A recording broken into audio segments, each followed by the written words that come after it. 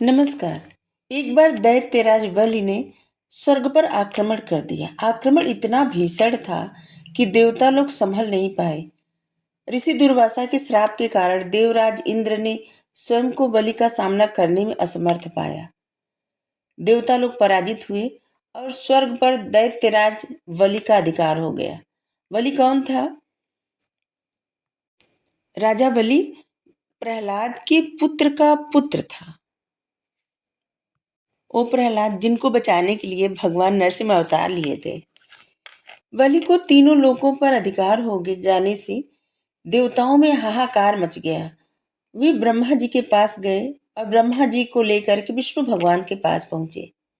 भगवान विष्णु ने देवताओं की रक्षा का आश्वासन दिया और कहा, आप लोग दैत्यों से संधि कर लें और उनके सहयोग से मंदराचल को मथानी तथा वासुकी नाग को रस्सी क्षीर सागर का मंथन करें। समुद्र से अमृत निकलेगा जिसे पिलाकर मैं देवताओं को अमर बना दूंगा। तभी देवता दैत्यों को पराजित करके पुनः स्वर्ग प्राप्त कर सकेंगे।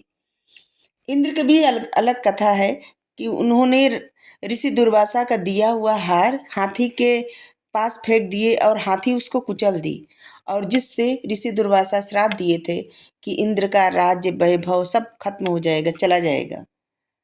और इसीलिए इंद्र और इंद्र की सेना हार गई थी। इंद्रदेव दैत्यराज बलि के पास गए और अमृत के लोभ से देवताओं और दैत्यों में संधि हो गई।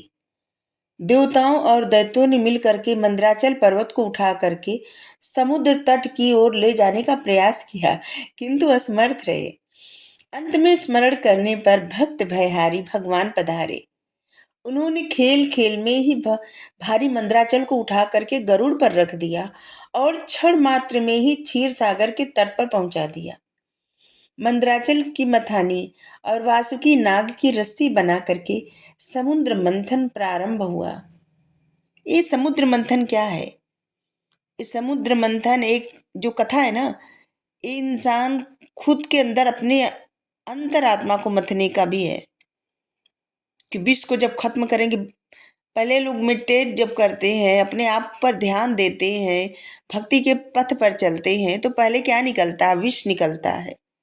जो भी बुराइयां रहती है ना, वो सामने आने लगती है, अपनी भी दूसरों की भी। और धैर्य बांध के काम करते रहे तो अमृत निकलता है। ज्ञान रूपी अमृत, धैर्य रूपी अमृत, सक्सेस रूपी अमृत।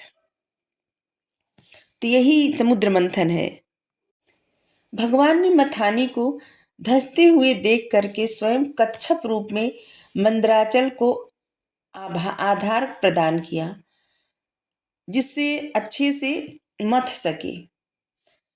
मंथन से सबसे पहले विष प्रकट हुआ, जिसकी भयंकर ज्वाला से संपूर्ण प्राणियों के प्राण संकट में पड़ गए।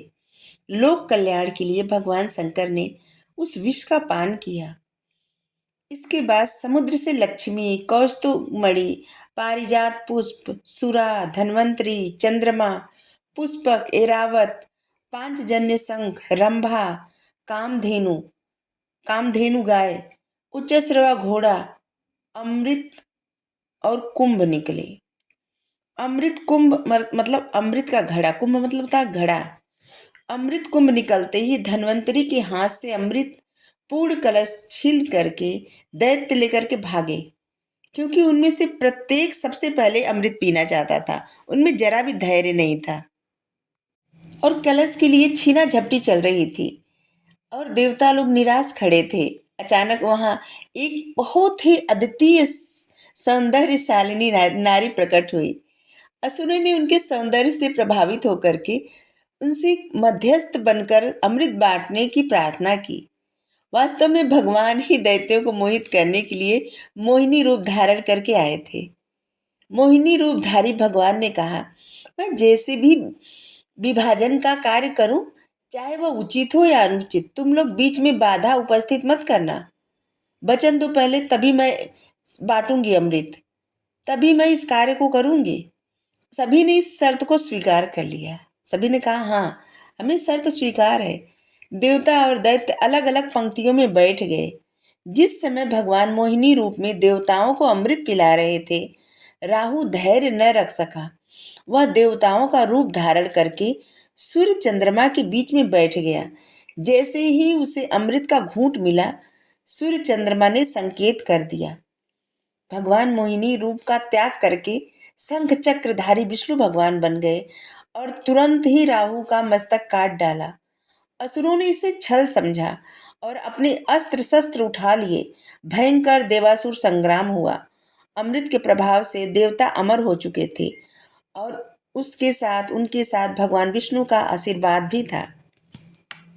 इसी राहु केतु का एक जब दो भाग हो गया, राहु और उन मतलब सर राहु और धड़ केतु बन गया, और यही प्रभाव डालता है जब व्यक्ति के जीवन पे नंबर 4, नंबर 7, और फिर से अगर नंबर 4, नंबर 7 जुड़ जाए एक साथ तो बहुत शक्तिशाली व्यक्ति हो सकता है। उस युद्ध में देवता विजयी हुए और इंद्र को पुनः इंद्रासन मिला। Thank you. राधे राधे।